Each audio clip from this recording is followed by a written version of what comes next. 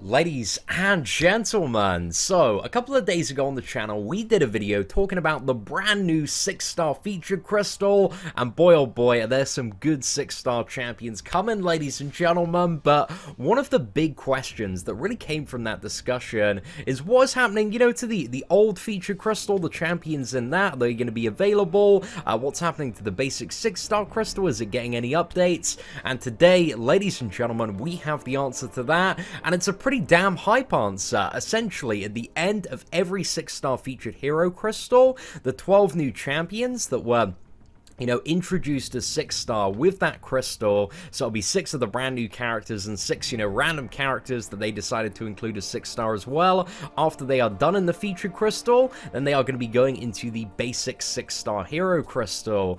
So yeah, this confirms, like, within the next 3 and a bit months, the 6-star hero crystal is going to be significantly more exciting. And we've done a bit of a breakdown today, along with a Tricos infographic of, which is the best crystal to buy, because that's kind of the big decision going forward, and we're going to be talking about that. But anyway, before we get into the technicality, let's talk about the 2 important dates to keep in mind, and what champions are going to be added to those dates if you are continuing to go for the 10k crystals, which might be the best idea, especially with hashtag save for September, ladies and gentlemen. That is the date to go for absolute maximum value, as we are going to talk about and hopefully demonstrate in this video. So with June 19th, so next Tuesday, the 12 new characters coming in, a Bishop, and then we got Killmonger. Hey, that's pretty damn good there. We got Sentry, Void, pretty damn good. Gladiator Hulk, awesome. Sentinel, really good.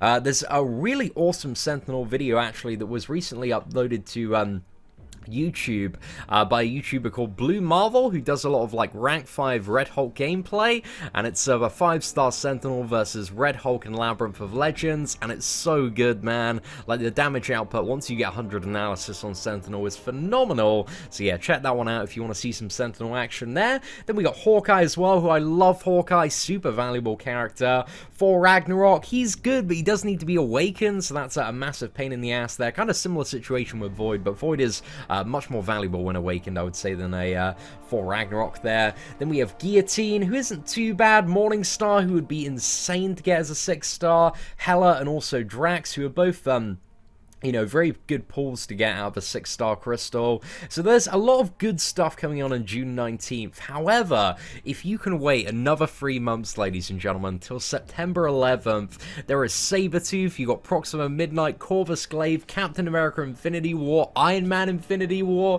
Domino, Nightcrawler, Electro, Mordo, Hood, Punisher 2099, and Dr. Octopus. And pretty much all of those characters, like, I'd love to get. I'm not really too fussed about the Electra, the Mordo, or the Punisher 2099, but everything else, man, would be absolutely banging as a 6-star. There's so many great additions coming in on September 11th.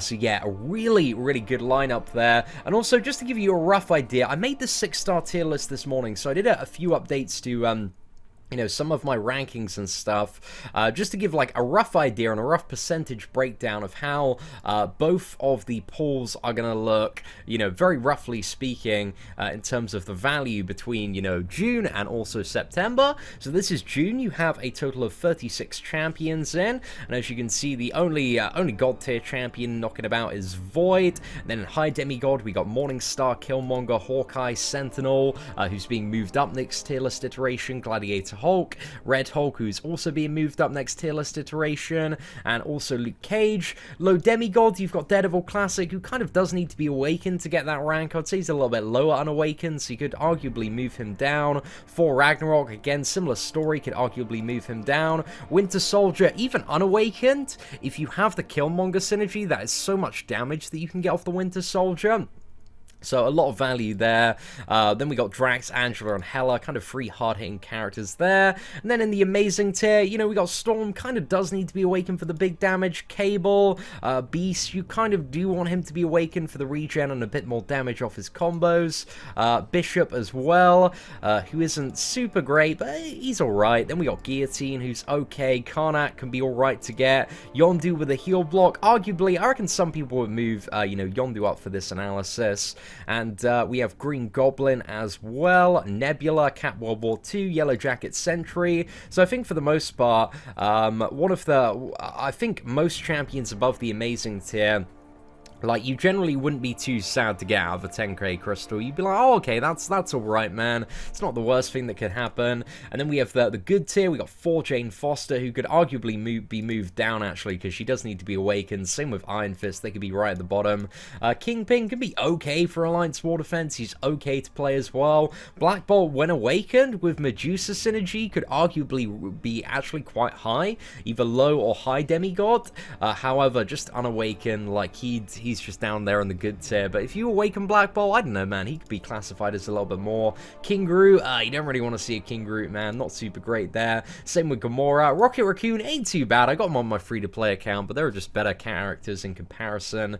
And then the tier that you don't want to see, Deadpool, X-Force, Juggernaut, or Loki. But there's, I guess, some sort of argument potentially for Juggernaut for Alliance War Defense when he's awakened. Now, ladies and gentlemen, if we have a look at the percentage breakdowns, the chance to get somebody that is high demigod tier above, just in terms of, you know, my subjective ranking, is there are a total of 8 characters that I classify as high demigod tier in the June update, so that amasses to a total of 22.2%. Low demigod tier or above is a total of 38.9%, and then amazing or above is 72.2%, which is obviously quite a nice increase on what we have at the moment. However, ladies and gentlemen, if you save till September, because there are so many good characters coming in, and, you know, one of the things that I think is very visible here is the high demigod tier and low demigod tier columns have been expanded quite a bit. The majority of the characters that are introduced in the September update,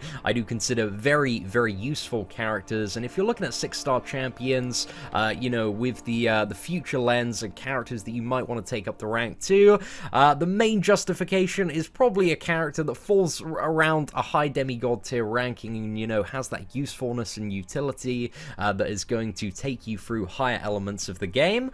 So yeah, you probably wanna make your decisions based off at least the low demigod tier champions, I would say, is what you're looking for. But even kind of going down the tier list a little bit more, there are champions that I have in my amazing tier for offense, like Nightcrawler, who you could argue are insanely valuable as 6 stars for defense and put up even more. So the value of certain characters, again, as we discussed earlier, like Black Bolt, could increase. Tier list, man, they're super subjective and circumstance based, and that is the wonderful disclaimer that I always like to give. But yeah, lots of great characters coming in at high demigod. So yeah, if we have a look at the percentage breakdown for this one, the chance of getting a high demigod tier champion or above goes to just over 31%, up from 22%, so that's quite a nice increase there. And the low demigod tier champion or above, the chance to pull a character that is at least going to fall somewhere in the low demigod tier category and have multiple good uses in the game, is 47.9%. Again, if you were to shift Nightcrawler in there, probably come in about 50% chance to get a demigod tier champion, which are some pretty decent odds there, ladies and gentlemen. So hashtag save for September, I think, is definitely in order for the majority of people if you want to get maximum value out of those 6-star crystals. But I assume going into the future, man, these 6 stars, providing they don't add rubbish champions along with the new ones, are just going to go up and up and up in terms of value, which I really hope to see. And also you can see here as well the chance of pulling an amazing champion or above goes close to 80%, so there's a very good chance not to get kabammed. However, we could definitely use with the removal of, you know, 4 Jane Foster, Iron Fist, Loki, Juggernaut, Deadpool, X-Force, all of those characters I think would be better served not in the 6-star crystal. That'd be a super great time. But overall, ladies and gentlemen, I'm incredibly excited. I think, you know, I'm still having to think about exactly what I'd like to do when it comes to the future of 6-star crystals on both of my accounts, but I believe what I'm going to do is next Tuesday, because I really want to go for that 6-star saber tooth right off the bat, we're still going to open a 15k crystal. But after that, on the main account, I think it makes sense just to be patient and save for September, or maybe the next featured crystal after that is if there's like some super insane god tier breaking champion. But you know, at least you'll have that, you know, the option in September to say, okay, I can either go for like a greatly enhanced 10k crystal, or I can go for the brand new featured crystal, which might have a ton of new like absolutely ridiculous champions as well. So yeah, it's a lot of decision making. But I think on the free to play account, as soon as we get 10k shards, I reckon we'll probably go for the June one, but I do know it's a really, really good idea to save for the September one as well. So yeah, I'm not too sure. I'm debating back and forth on that one a little bit, because yeah, we can get max value saving for September, but I don't know if I want to be a little bit impatient on the free-to-play account and maybe try and get that Sentinel or Killmonger or Void or Gladiator Hulk or Hawkeye or Morningstar. Like, there are quite a few you know, characters that would be really, really game-changing for the free-to-play account if we were to get them just as a 6-star unduped. But the best advice, ladies and gentlemen, is save for that 10k crystal in September, because it's going to be so incredibly dank.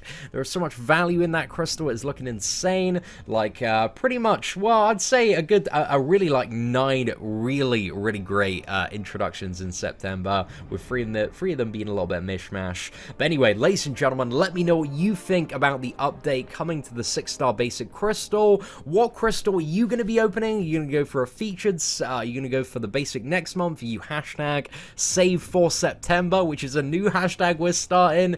It was hashtag wait for the patch before 12.0. It was hashtag save for Blade for like 6 months before the Blade return on the 5-star. But now, ladies and gentlemen, I believe the hashtag save for September is the forefront of leading MCOC advice at the moment. But yeah, let me know what you think in the comments below. Apart from that, ladies and gentlemen, thank you so much for watching, and have an absolutely fantastic day.